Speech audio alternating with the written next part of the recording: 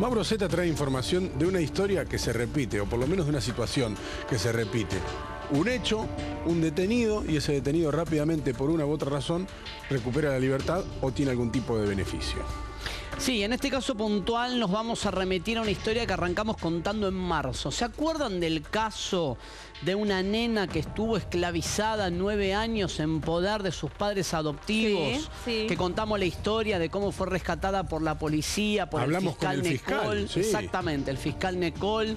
Una historia que arranca con una adopción de esta nena de 6 años, cuando tenía 6 años, que vive hasta los 15 encerrada en cautiverio en su casa del barrio de Mataderos. Una investigación que termina con este allanamiento. La denuncia es gravísima.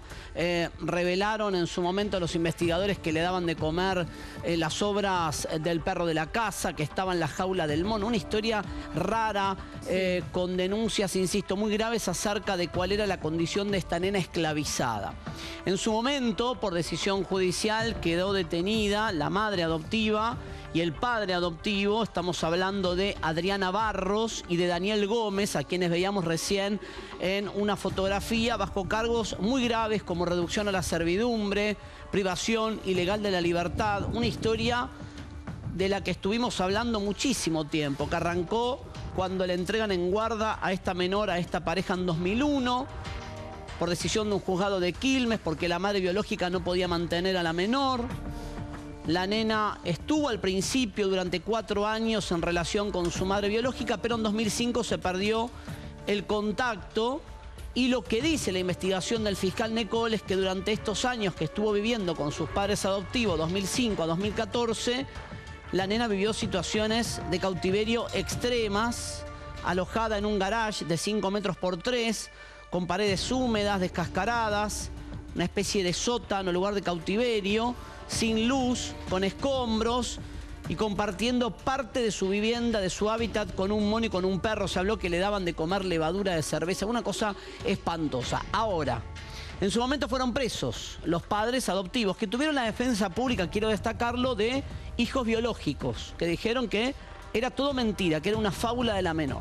La justicia convalidó la detención, le dictaron la prisión preventiva a los 2 acusados, madre y padres adoptivos, insisto, hasta que en las últimas horas, y este es el punto que quiero conversar con ustedes, la Cámara del Crimen le otorgó prisión domiciliaria a la mujer sospechosa, Adriana Barros, con un fundamento que es legítimo, pero que genera polémica. A ver. La mujer está enferma, tiene un tumor en la mama y pidió justamente para tratarse de manera adecuada que le den prisión domiciliaria.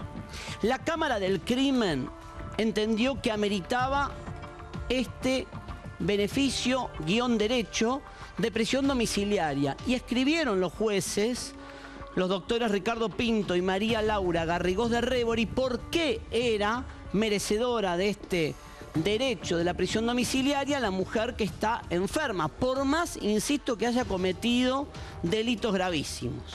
Les leo textual. El fallo dice que en la cárcel de Ezeiza, donde está sufriendo, entre comillas, o cumpliendo, mejor dicho, la prisión preventiva, la mujer no tendría asistencia médica adecuada para un tratamiento que tiene que ver con el tumor en una de sus mamas. Con lo cual los jueces dijeron, el encarcelamiento solo debe afectar el derecho a la libertad ambulatoria y no a otros de entidad fundamental, tal como lo es la salud. Por esa razón le conceden la prisión domiciliaria con autorización para concurrir al hospital en el que deba realizarse el tratamiento adecuado para su dolencia. Dice además la resolución que estamos contando porque algunos, cuando dimos a conocer esta información, empezaron a opinar que ni siquiera merece la prisión domiciliaria esta mujer para tratar su tumor, que tendría que tratar su tumor en el penal, en la cárcel, y que no merece ningún tipo de derecho o beneficio como este para tratarse esta enfermedad. Los jueces dicen, la imputada padece, entre otras dolencias, de un tumor en la mama derecha. Consideramos que la forma de detención solicitada por la defensa constituye la modalidad más adecuada de acuerdo a su patología.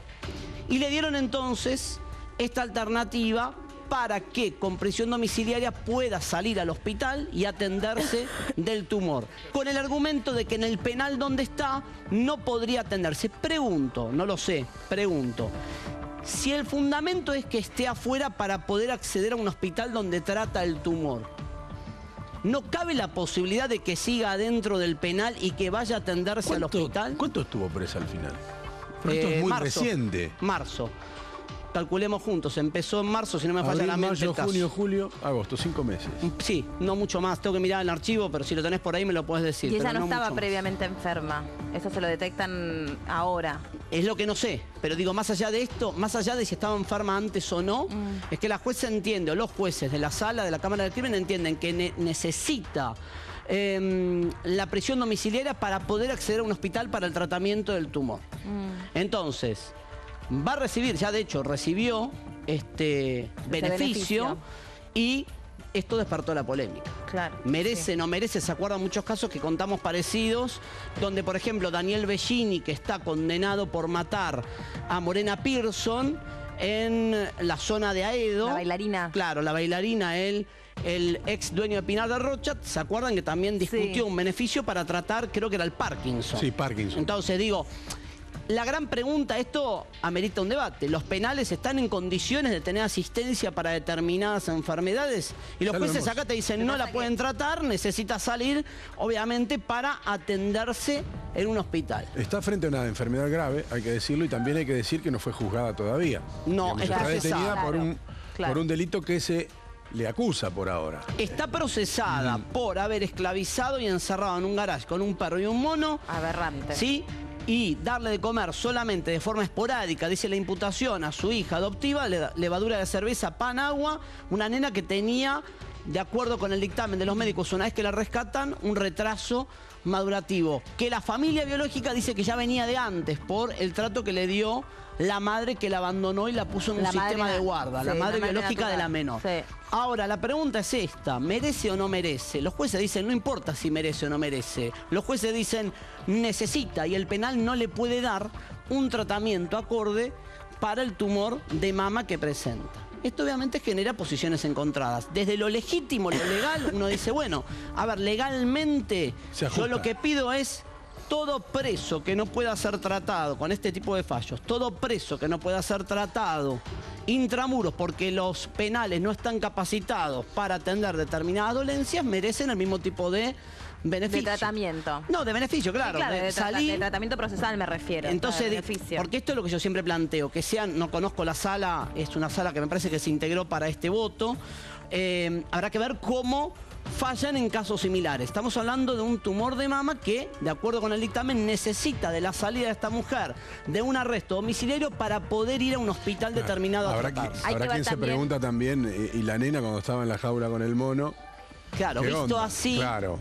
Visto así desde lo que sería, si yo te agarro a esta mujer acá y te digo, miren, le dan el beneficio para que se trate el cáncer, y te pongo acá que esclavizó a una nena durante 9 años y la sometió a tormentos, y si yo te lo cuento así, no te cuento que es un derecho que tienen los presos de pedir algún tipo de beneficio para tratar enfermedades determinadas, obviamente vas a ir con todo a decirme no lo merece, pero tampoco merece morir en prisión. Obvio. Hay que ver hasta dónde es grave el tumor que tiene. Eso es lo que te iba a decir, ¿viste? Hay que ver qué tipo de tratamiento requiere, qué clase qué tan avanzado está ese tumor, si tiene compromiso, tiene que ir a cirugía o no tiene que ir a cirugía, etcétera, etcétera. Cosas que obviamente se nos escapan, pero bueno, naturalmente deben ser tenidos en cuenta. Sí, sí. Bueno, lo concreto es que ya tiene este beneficio otorgado.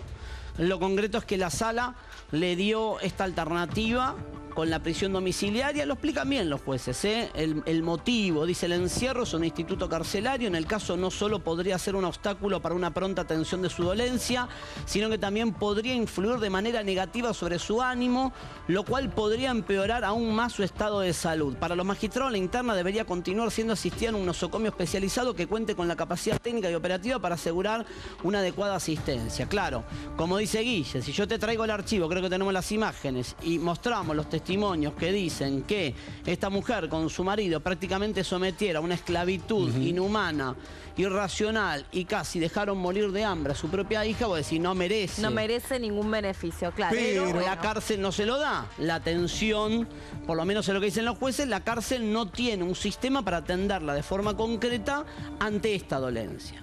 Lo mismo pasó con el caso Bellini, la misma discusión. Cuando le dieron el beneficio a Bellini para que trate el Parkinson, y algunos decían, bueno, por el Parkinson, necesita salir de una casa con pileta.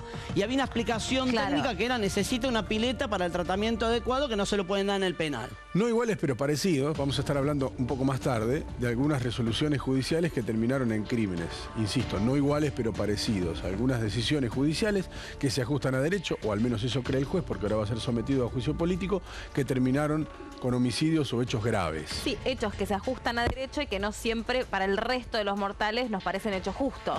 Sí, pero claro, y la otra ese gran debate, es, ¿no? ¿Y cuál es la vara para determinar cierta situación? Bueno, acá los jueces dicen, no la pueden tratar en el penal de esta dolencia. Te están exponiendo un argumento a criterio de ellos técnico que es, no la pueden tratar en la cárcel de esta dolencia. Entonces, necesita salir. Yo lo que preguntaba era, ¿puede estar adentro detenida y salir al hospital a atenderse? Era una alternativa. Ahora hay que ver si eso no es más dispendio de personal penitenciario o no, para hacer un traslado y llevarla ida y vuelta del penal al hospital a veces que sea necesario. Bueno, la polémica está abierta, los jueces lo explicaron bien en términos jurídicos, veremos cómo termina toda esta historia y sobre todo en estos casos es lo que se pide, que haya celeridad para que vayan rápidamente a juicio. Retomamos en un ratito y hablamos del juez Axel López.